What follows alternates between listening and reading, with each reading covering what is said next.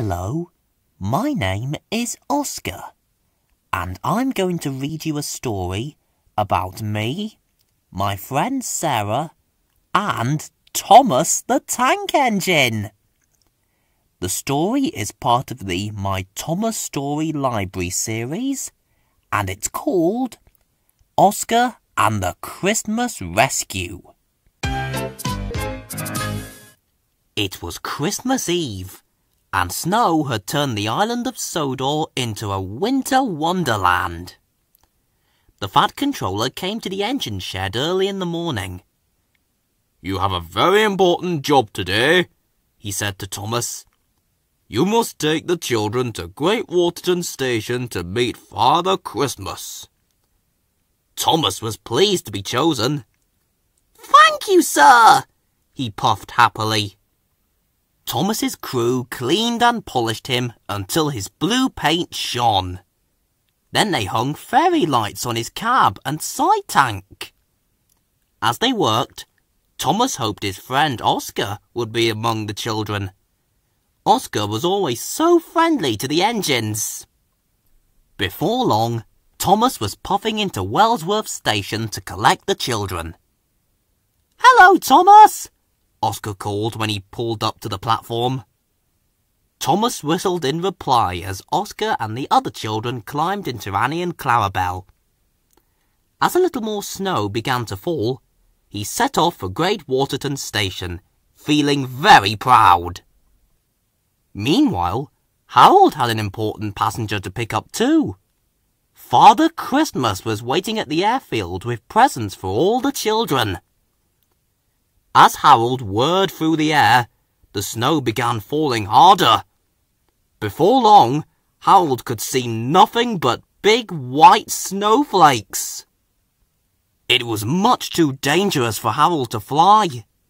He landed safely in Farmer McColl's sheep field.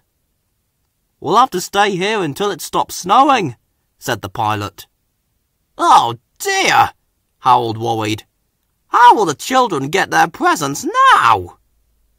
At last, Thomas puffed into Great Waterton Station.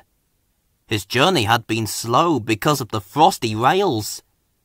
The children looked for Father Christmas, but he was not there.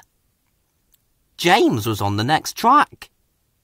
"Has Harold come with Father Christmas?" Thomas wheezed. "No," replied James. "No one knows where they are." The Fat Controller sent Edward, Gordon and Emily to search for Harold.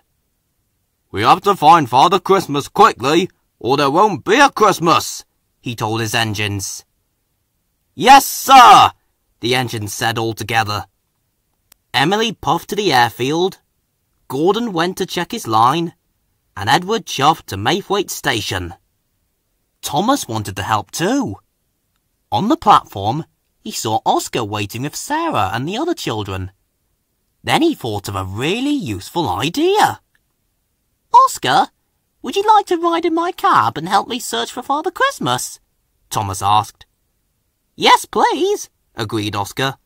"We'll find him together." Thomas steamed along quickly. He looked right, and Oscar looked left. They went up the hills and down the valleys, but there was no sign of Harold or Father Christmas anywhere. Tired and cold, they headed back towards the station. But then, as Thomas passed Farmer McColl's field, Oscar spotted a familiar red stripe in the white snow. "There's Harold!" Oscar cried. Thomas and Oscar stopped at the farm station. Harold and Father Christmas were very glad to see them. "Would you take me to Great Waterton, please, Thomas?" Father Christmas asked. "Right away!" Thomas smiled. Oscar helped load the gifts into Clarabelle. Harold would stay at the farm until it was safe for him to fly again. As Thomas chuffed into Great Waterton Station, he sounded his whistle to announce their arrival. "Peep, peep!" he blew happily. Oscar waved to Sarah and the other children on the platform. They cheered when they saw Thomas's very special passenger.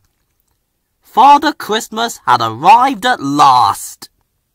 The station waiting room had been turned into a festive grotto. Inside, Father Christmas gave each child a present. "This gift is just for you," he said when it was Oscar's turn. "You can open it now if you like." Oscar opened the present.